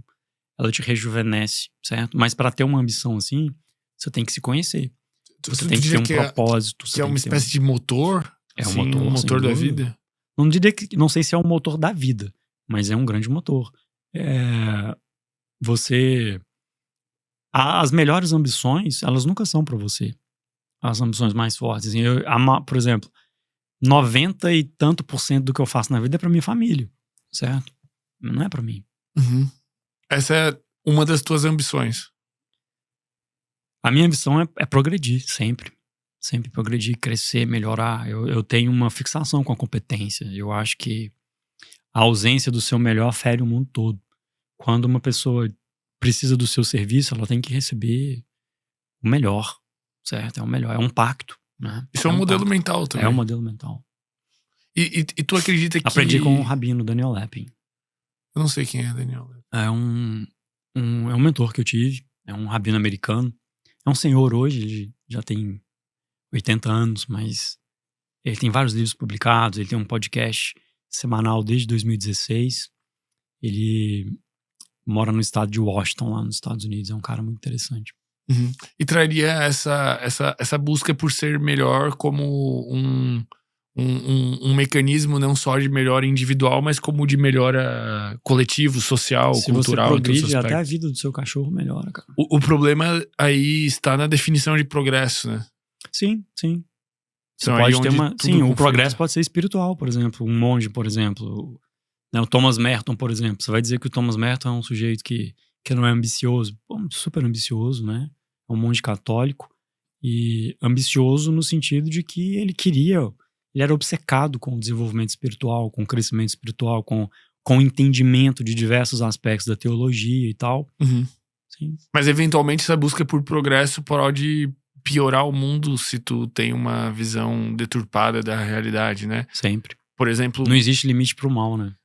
Quando a gente vê uma eleição em que, por exemplo, foi dividido 50-50, cara, acho que todo mundo que tava votando tava achando que tava certo, que tava escolhendo o melhor, né? Como pode ser tão dividido, né? Uhum. Como pessoas podem acreditar que o progresso tá em maneiras tão opostas de ver a realidade. Sim. Cara, acredito que seja um modelo mental que eu gostaria de trazer à tona aqui pra ver se é um modelo mental de fato. Vamos investigá-lo. Eu costumo encarar erros nos meus planos pura e simplesmente como uma fonte de aprendizado. E eu entendi que isso é muito benéfico. Obviamente tem que tomar o cuidado pra não ficar passando pano, né? Então, pô, sei lá, tô me propondo a fazer uma dieta. Não, errei. Nossa, errei. Fonte de aprendizado. Vamos repetir o erro. Mas ao mesmo tempo ele evita martírio, sofrimento, né? Então me faz reajustar a reta, o plano, meio que entendendo onde eu falhei, por que eu falhei, né? Eu busco entender o porquê eu cometi o erro, ao invés de me martirizar pelo erro, né? Então, por exemplo, eu quero fazer dieta. Porra, mas eu acabei comendo uma colherada de Nutella de noite, porque eu tava com muita vontade, tá? O que me fez errar? Muita vontade, tá? Mas vamos investigar essa vontade. Eu tava estressado? Ou o erro era ter Nutella em casa? Eu não me martirizo por ter feito, mas eu quero entender pra evitar e pra traçar um novo plano. Não sei se isso é um modelo mental. Cara, erro é informação, é um modelo mental muito antigo. Olha aí, velho. Cara, tudo que eu penso, todo mundo já pensou, cara. Tu já se deparou com esse problema? Inúmeras vezes? Inúmeras vezes. Tu pensou, interessante. Tipo, uma ideia genial. É quase que um elogio, né? Ter pensado algo bom. O David eu até acho que até uma coisa interessante aqui. Tem um autor, um físico chamado David Dott. Ele escreveu um livro que chama The Beginning of Infinity. Eu até indiquei pro nosso amigo André. E The Beginning of Infinity é o livro que mais influenciou o Elon Musk. Foi o livro que ele mais o impactou, pelo menos é assim que ele descreve a experiência dele com o livro. Nesse livro ele fala uma coisa muito interessante, ele fala erro, tracinho, correção. Erro, correção é o início do infinito. Porque é isso, erra, conserta, erra, conserta, erra, conserta. Por que isso é importante? E por que isso impactou muito o Elon Musk? Porque o David Dott, ele propõe uma visão diferente dos problemas, certo? As pessoas, em geral, principalmente no Brasil, elas têm três relações padrões com os problemas. Ou elas evitam de todo jeito, ou elas fingem que não veem, ou elas literalmente varrem para debaixo do tapete, certo? Então, o David Dott convida as pessoas, né? Convida uma visão nova. Ele fala o seguinte, olha para o problema como oportunidade, certo? O problema, ele é resolvível. Ele tem uma frase que ele fala assim, se não desafia as leis da física, tem solução, certo? Não, é verdade. Então, você olha para o problema como uma oportunidade. Onde é que você pode exercitar a sua criatividade? É num problema, certo? É num desafio, é numa oposição, certo? Sem oposição não tem criatividade. O cara quer fazer uma música, ele tem ali uma série de...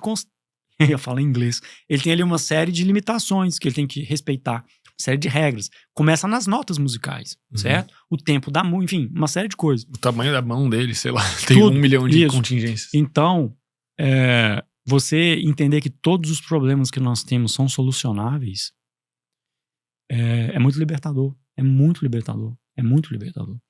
Você saber que você pode dedicar a sua vida para resolver um problema é muito estimulante, certo? É muito estimulante, certo?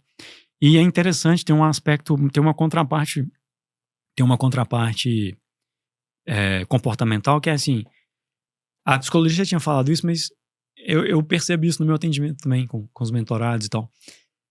O cara morre de medo do problema. Depois, ele descobre 3 coisas também. Mas é quase sempre, ele descobre que não foi tão ruim assim, aprendi pra caramba, e eu escuto muito, foi a melhor coisa que me aconteceu. Porque ele cresceu, certo? Do outro lado do problema tem uma oportunidade, tem outra oportunidade. Então, erro, correção é o caminho do infinito, é um modelo mental.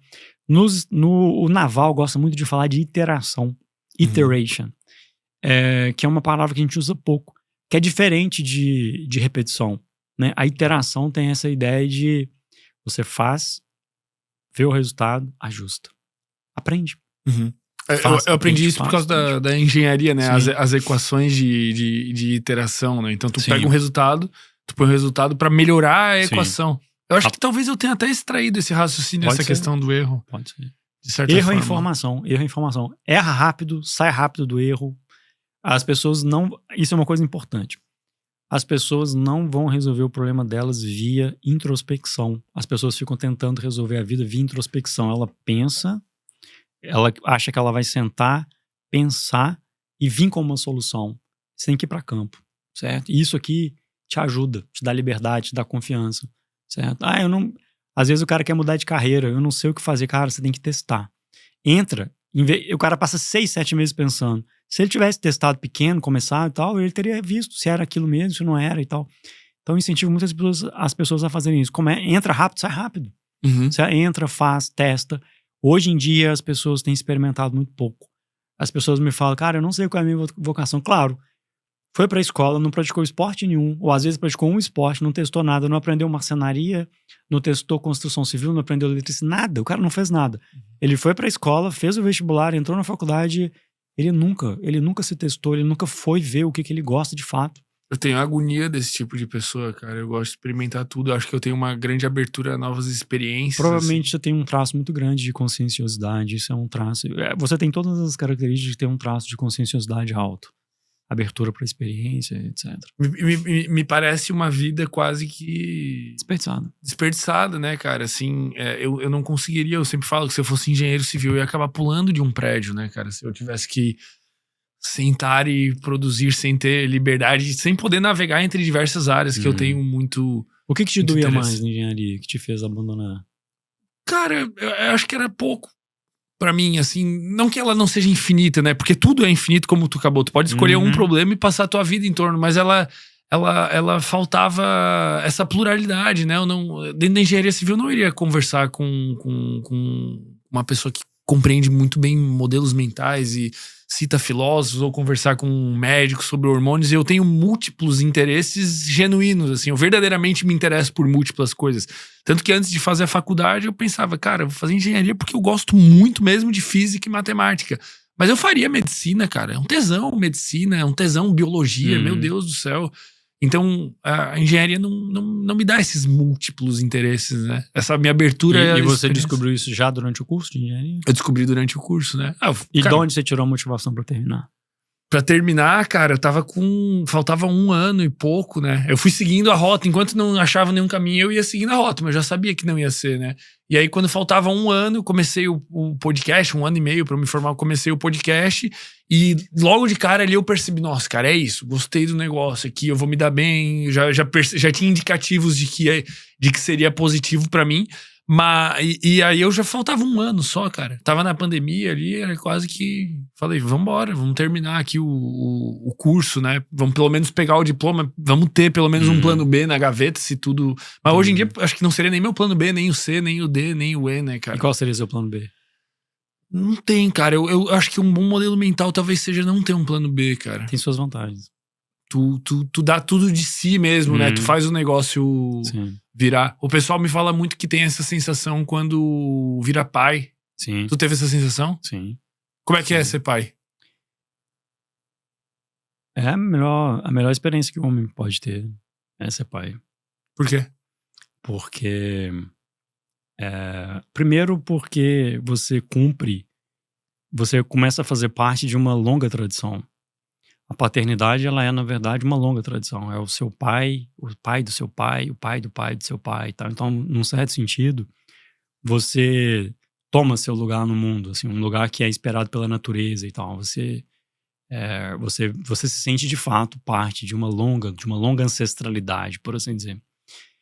Esse é um aspecto muito interessante. O segundo aspecto interessante é que a paternidade, ela muda o seu cérebro, né? Isso, de fato, ela muda a forma como você pensa, como você interpreta o mundo, etc. Porque agora você tem pessoas que dependem de você e que as suas decisões afetam de uma forma absurda. Então, assim, todas as oportunidades positivas que o meu filho pode ter dependem só de mim. Da minha esposa, né? De mim, da minha esposa, claro. Mas de maneira muito direta. Sim, elas dependem muito. E então, quando você é solteiro, por exemplo, quando eu era solteiro, o mundo pra mim era um lugar muito menos hostil. Eu poderia viver de uma forma muito mais improvisada, se eu quisesse. Eu me safava, porque eu estava sozinho. Inclusive, literalmente, eu poderia correr a uma velocidade muito elevada. Eu poderia lutar com alguém. Hoje, se eu tiver que lutar com alguém com o meu filho do lado, já é um problema. Eu não quero isso, certo? Sim, porque o que acontece se tu perder não é só tu que perde. Não, né? assim, e a questão não é viável mais com uma criança perto. Né? Sim, não é viável. fisicamente. Então, em termos de trauma, de susto, de medo e tal. Então, hoje em dia, o mundo, você começa a ver o mundo de uma perspectiva em que como é que esse mundo afeta uma pessoa com uma determinada característica, com uma determinada idade e tal. Mas tentar responder esse tipo de pergunta é sempre muito difícil, porque tem um elemento na resposta que é um elemento muito intangível, que é a questão do amor mesmo, né? Do afeto, assim, você poder abraçar seu filho, sentir o cheiro dele e tal. Eu lembro quando meu filho cresceu um pouquinho, ele acordava de madrugada e tal, eu sentia saudade de acordar de madrugada e ir lá cuidar dele e tal. Tem essa questão do amor que você não explica, não tem nem como. É um amor infinito, te dá uma motivação absurda, certo?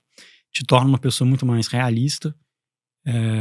Eu não vou dizer assim que o sujeito, para ele ser um homem completo, ele tem que ter filho. Não acho que chega nesse limite, não. Nesse ponto, não. Existem vários homens que foram incríveis no mundo, influenciaram o mundo imensamente e nunca tiveram filho. Mas é uma experiência que eu recomendo. Tu pretende ensinar modelos mentais pro teu filho? Eu já ensino. Com quantos anos ele Por tem? exemplo, o meu filho, ele me pergunta o que eu faço, eu falo que eu resolvo problemas. Eu ajudo as pessoas a resolverem problemas. E eu incuto nele essa ideia que já está incutida de que resolver problema é uma coisa muito positiva. Problemas são coisas boas. Então, às vezes eu saio do escritório e ele fala: e aí, pai, resolveu muitos problemas? Sim. Certo? E eu acredito que um verdadeiro gap entre pessoas que prosperam e pessoas que não prosperam está na qualidade das soluções internas que a pessoa carrega e, sobretudo, na forma como as pessoas enxergam um problema. Uma pessoa que não acha enorme. Primeiro, que ela sabe que vai encontrar oposição.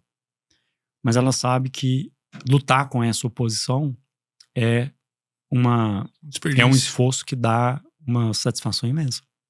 Sim, sim, Eu ensino fugir vários disso modelos Na verdade, encarar um problema como algo positivo talvez seja uma das escolhas mais inteligentes que uma pessoa pode fazer na vida, né? Outra coisa que eu falo muito com ele é qual que você acha que é a melhor aposta? Eu mostro, olha, tem essa situação, qual que você acha que é a melhor aposta nesse caso? E já ensinei ele a ponderar sobre decisões. Qual que você acha que vai produzir o melhor resultado aqui? Sim. Se tu tivesse que recomendar aí livros, cara, obrigatórios pra uma pessoa que busca sucesso, viver bem, quais que seriam os teus livros e por quê? Eu convidaria primeiro as pessoas a fazerem parte de uma longa tradição, que é ler um capítulo de Provérbios por dia. Provérbios tem 31 capítulos e você lê um por dia. Qual que é o lance dos provérbios, cara? Eu não entendo absolutamente nada sobre a Bíblia. Provérbios é um livro da Bíblia que foi escrito pelo rei Salomão. E ele é um livro de sabedoria prática e espiritual. Tá. Certo? Ele é um livro de sabedoria prática e é também um livro espiritual. Simultaneamente? Simultaneamente. É a mesma coisa. Não é a mesma coisa, mas é indissociável. Por vezes no mesmo discurso. Sim. Porque qual é o papel final da espiritualidade? É fazer com que você haja no mundo de uma determinada maneira.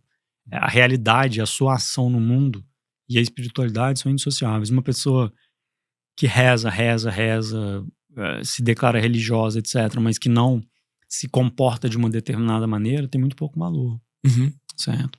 Se isso não se reflete na forma como ela lida com as coisas do dia a dia, isso tem muito pouco valor. E o que os provérbios trazem? Uma sabedoria prática absurda. Mas em que áreas da vida? Todas as áreas da vida. Tu já leu também? Que massa, Todas cara. as áreas da vida. Maneiro. Tem em qualquer Bíblia, né? Sim. Sei lá, não entendo absolutamente nada. Tem um modelo mental que eu tiro de Provérbios, que eu dei um nome pra ele, que eu acho que faz uma diferença enorme. Mudou minha vida, mudou a vida de muita gente com quem eu já trabalhei, né? Que eu já mentorei. Que eu chamo de a dignidade da competência. Tem um versículo que fala uma coisa mais ou menos assim: você viu um homem realizando um bom trabalho? Não, viu um homem que é perito? Ele vai se sentar entre os reis, não entre a plebe. A ideia disso é que a competência ela te eleva, certo? A competência te eleva. Em qualquer área. Sim. E aí, se você encontra o seu campo e cultiva o seu campo com alegria, a sua vida não tem... não vou falar que não tem como dar errado, mas a sua aposta é uma aposta muito boa. Certo? A probabilidade de você construir uma vida boa é muito grande, porque se você sabe o que você gosta de fazer, se você conhece a sua vocação, se você respeita a sua individualidade, se você respeita a sua autenticidade, você escolhe uma coisa que você gosta de fazer, que você tem alegria, e você se dedica àquilo com alegria, com esforço, com boa vontade, você vai se tornar uma pessoa competente. E uma vez que você se torna uma pessoa competente, você se eleva. Existe uma dignidade na competência. Uma alegria também. Uma alegria. O homem, principalmente, ele tira muita satisfação do fato dele ser competente, dele fazer bem alguma coisa. E então isso me ajuda até na hora de estudar. Às vezes eu tô estudando uma coisa e eu dou uma desconcentrada e tal, às vezes fico cansado e falo, não, pera, eu tenho que prestar atenção nisso aqui, porque aqui pode ter uma informação que vai fazer uma diferença enorme pro meu cliente. Certo? Eu posso aprender uma coisa aqui que vai mudar a vida de uma pessoa, vai melhorar muito a vida de uma pessoa. Então... Não só a tua, né? Sim. Então eu indicaria as pessoas, elas lerem um capítulo por dia, pequenininho, curtinho, tá? No mês que tiver 30 dias, você lê 2. Em fevereiro, você lê os que faltarem. Você lê o 28, 29, 30, 31. É curtinho também. Eu indico também um livro do Shane Parrish, que se chama Modelos Mentais. Acho que é o único livro sobre modelos mentais em português que tem no Brasil. Shane Parrish tem um site chamado Farm Street, em que ele só escreve sobre modelos mentais. Um site muito legal. Ele é um cara que entrevistou o Charles Munger, entrevistou o Buffett, entrevistou o Kahneman pessoalmente e tal. Tem um podcast dele com o Kahneman. Hoje já não tem mais como. Eu sugiro o livro dele, sugiro que as pessoas leiam o site dele e tal. Sugiro que as pessoas leiam o Almanac do Naval. É um livro repleto de modelos mentais. Eu sugiro que as pessoas procurem um livro chamado Poor Charlie, que é uma coletânea de cartas, de textos, de ideias do Charles Munger. Eu acho que as pessoas... Aí elas têm um bom começo. Se você quiser estudar modelos mentais, quiser se aprofundar, esse é um bom começo. Se você gosta do Taleb, você pode ler os livros do Taleb também, que são repletos de modelos mentais. Taleb, ele popularizou o modelo mental que já era muito utilizado e tal, mas quando você sintetiza, dá nome e faz os contornos, fica mais fácil de usar. Que é a barbel, né? Que é você se posicionar. A antifragilidade, na verdade, o pessoal chama de barbel. Barbel, eu nunca tinha ouvido isso. Que é você equilibrar duas coisas, né? Você aumentar a sua exposição para a simetria positiva, ao mesmo tempo que minimiza o risco de ruína. Certo? Seria quase que pensar em apostas, né? Tudo cai nos mesmos... Por que cai nos mesmos? Porque a verdade converge. É. Mais que isso, porque a realidade ela tem uma estrutura. A realidade tem uma estrutura, certo? O trabalho do Jordan Peterson me deu uma clareza muito grande sobre isso, o Maps of Meaning.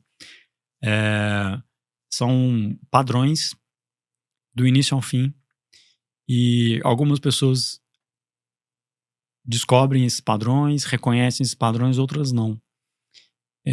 Posso voltar no Provérbios só rapidinho? Por favor.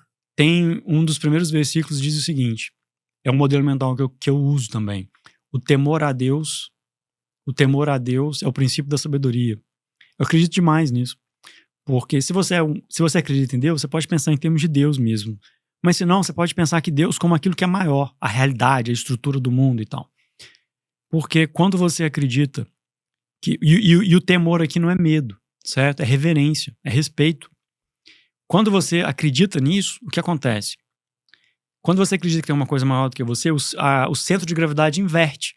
Você aceita que existe um mundo que não foi você que criou, que as regras não são suas. Uhum. Certo? E isso te dá a oportunidade de não ser um tolo, de não se rebelar. Porque o tolo é o cara que se rebela contra verdades que são indisputáveis. Certo? Quem que é o tolo? É o cara que bebe. É o alcoólatra, é um tolo. Certo? Ele não faz o menor sentido. Ele tá brigando com a realidade. Certo? Uhum. Então, ela te dá essa perspectiva maior e te permite não ser um tolo. Fala, olha, a realidade não fui eu que criei. Se eu gosto, se eu não gosto, entuba, entendeu? Uhum. A realidade tá aí. E aí, ela te permite também essa reverência. Porque se você tem essa reverência, você respeita. E se você respeita, você se alinha. Uhum. Você obedece. Na verdade, você é meio que obrigado a fazer isso, né? Ou você surfa ou você é engolido pela onda, né? Eu não diria obrigado, porque eu acho que é um grande prazer. É uma rendição, sabe? Sim. É uma rendição mesmo. É como se você tivesse uma rebeldia juvenil, sabe? E de repente falando, meu pai tem razão. Meu pai tem razão. Sim. Esse caminho aqui vai ser melhor. Esse princípio eu diria que eu já tinha feito esse paralelo com o surf mesmo, cara. Eu pego onda aí de vez em quando e do surf é possível tirar algumas analogias muito boas pra vida, cara. Sim. Tem paralelos muito fortes ali, desde tu conseguir ver as ondas que estão vindo pra tu se posicionar melhor e também tu... Tem um modelo mental que chama mentalidade surfista. Sério isso, cara? Sério. Caraca, velho. Cara, tudo respinga em modelos mentais em algum... Porque é assim que a gente interpreta a realidade. Sim, não tem como fugir disso, né? Não tem como fugir disso. Eu tive um papo uma vez com um cara muito interessante que tu ia curtir muito conhecer, por sinal. Falei de surf, falamos de modelos mentais e inteligência aí. O Fábio Perin. Sim. Eu não sei se tu o conhece. Sensacional, cara. É de uma sabedoria extrema, sim, né? Sim. E ele surfa, inclusive, né, cara? E faz todos esses paralelos. Queria fazer uma outra pergunta.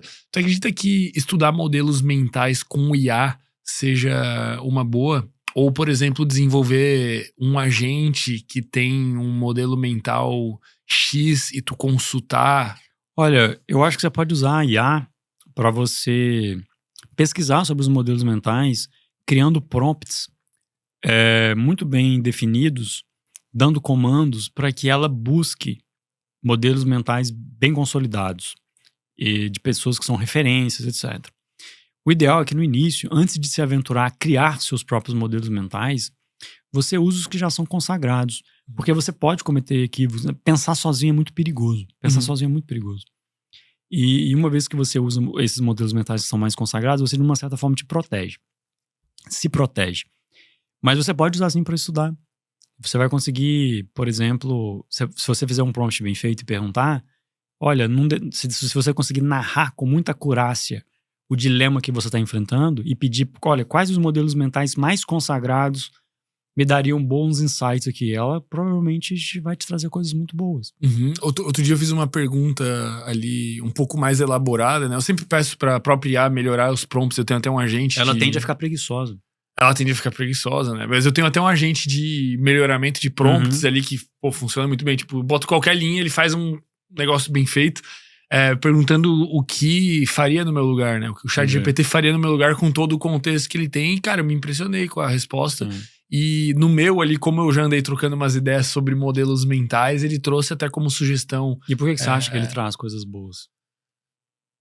Porque ele quer que eu goste do que ele tá falando pra mim, pra eu continuar usando? Não, porque a verdade converge. Ah, pode ser também. Porque a realidade tem uma estrutura. Ele busca referências que são muito sólidas. Cara, isso são uma das poucas verdades que eu concordo, cara. Essa de que a realidade, ela tem uma estrutura. Na verdade, discordar disso seria uma burrice até. Sim. Talvez você vá gostar do livro do Jordan Peterson. Eu acho que você pode dar uma chance pro livro. Eu fui na palestra dele. Ah, lá em São Paulo? Não, eu fui no Rio Grande, cara. Ah, sim. Wrestling with the Gods. Sim, sim. Muito maneiro, cara. Mas foi ainda melhor. Eu paguei um extra lá pra ficar no segundo momento e tal.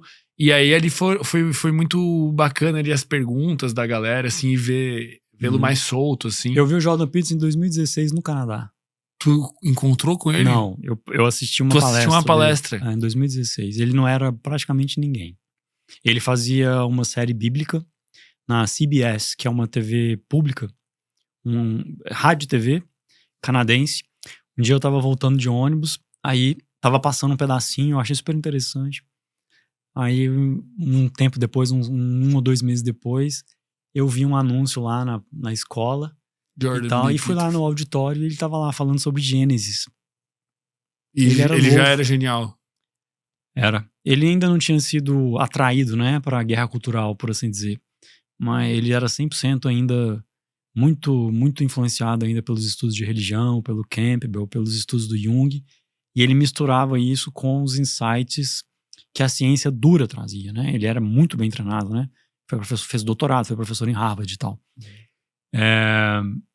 Foi lá nessa palestra que eu ouvi pela primeira vez sobre o James Pennebaker, que ele tem um trabalho de escrita terapêutica, e eu estudei esse trabalho dele, fiquei fascinado, eu aplico nos meus mentorados, funciona super bem, é um negócio, não vou falar que é milagroso, mas é um negócio muito bom.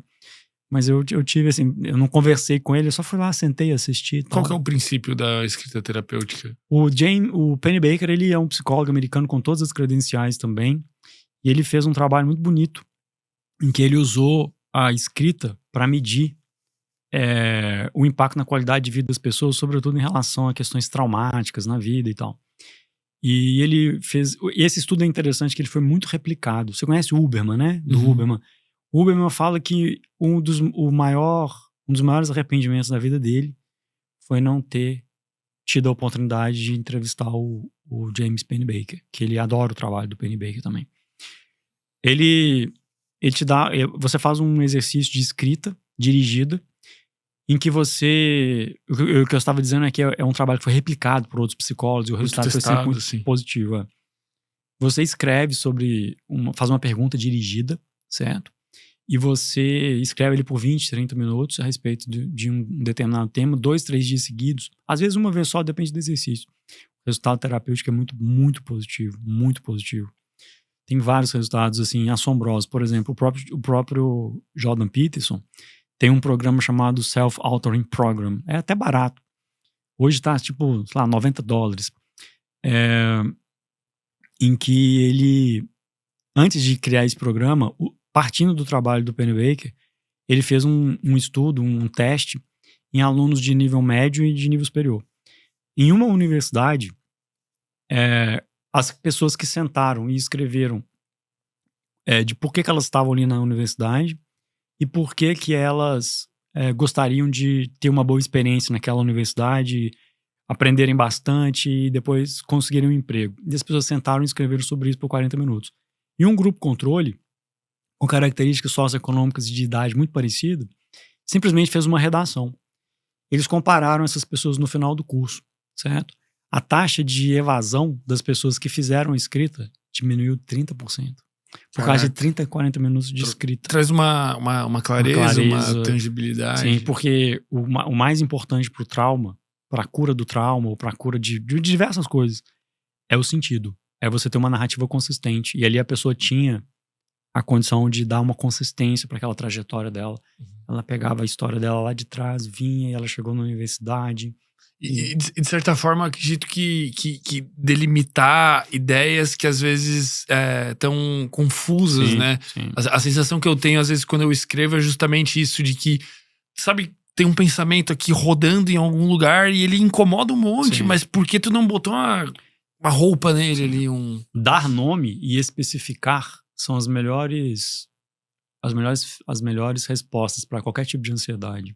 O que te mata é a ansiedade vaga, é o medo vago, certo? O seu sistema nervoso interpreta isso de uma maneira... ele fica mais assustado. Quando você especifica, fica tudo muito mais fácil. Tô super ansioso, mas o que é? Não é o trabalho.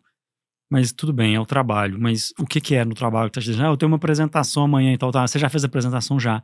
Já treinou? Não, já treinei e tal, mas o que é? Aí você vai descobrir, tem um cara lá que me dá calafrios, que ele sempre me critica e tal. Só de você especificar, falar, não, o problema tá aqui, ó. Esse é o problema. Porque antes parecia que o problema era todo o resto. Parecia que era um problema que... Certo. Perfeito. E é interessante, só finalizando, o que é interessante nesse trabalho do Penny Baker é que as pessoas que usaram a oportunidade para reclamar, que ele chama de venting, de ficar... Pô, minha vida tá uma merda, aqui nem sei o que eu tô fazendo. Coisas, elas não melhoraram. Melhora quem faz uma investigação racional, autêntica, honesta e tal. Perfeito. Cara, pra quem quiser te encontrar, tu produz conteúdo em algum lugar? Que tipo de serviço tu oferece? Tu mentora quem? Tu leva as pessoas da onde até onde? Eu tenho um canal, eu tenho uma conta no Instagram, que é Alessandro Meckley. É o único lugar em que eu estou. Tem uma conta no Twitter, mas é só pra ler, não produzo conteúdo lá. Eu tenho trabalhado com mentoria. Normalmente as pessoas me procuram com diversos tipos de demanda, de dificuldade, mas ultimamente a maior parte dos meus clientes, eles me procuram com no seguinte lugar. Eles têm mais ou menos 40, 45 anos, eles venceram a primeira etapa da vida, certo? Eles venceram a primeira etapa da vida e agora eles sentiram que precisam de outra coisa. Uhum. E aí tu ajuda eles a encontrar essa outra coisa. Sim. Mas essa outra coisa que tu ajuda eles a encontrar não é necessariamente uma coisa... É uma coisa individual para cada um deles, né? Cada pessoa tá buscando coisas diferentes. Perfeito. Cara, eu queria te agradecer demais por agradeço a oportunidade, foi um ter prazer. vindo aqui, foi muito da hora. Te falei ali, quando eu te encontrei, tinha uma sensação de que era seu amigo, porque já escutei tanto o podcast, tantas vezes, que eu tive uma sensação de familiaridade imediata. Esse cara é meu amigo. Pô, que legal. Fico muito honrado contigo consumindo o conteúdo. Agora eu tô preocupado, né, cara? Que eu sei que tem gente inteligente. Outro dia mandou que tava assistindo. Às vezes a pessoa manda eu falo, puta, esse não, cara, esse episódio ficou ruim, eu não gostei tanto desse episódio e tal. Mas, cara, fico muito, muito, muito honrado, cara. Obrigado. Espero ter conseguido investigar o tema o suficiente para as pessoas conseguirem tirar insights práticos aqui. Foi uma boa abordagem inicial, sim. Legal, cara. Obrigado demais. Obrigado a você, cara. Um abraço. Até uma próxima aí, velho. Valeu, obrigado. Valeu. Obrigado por acompanhar mais esse episódio do Sem Groselha Podcast. Verifica se você já está inscrito no nosso canal e também clica em um desses 2 vídeos aqui para você acompanhar outro episódio que eu tenho certeza que você vai gostar.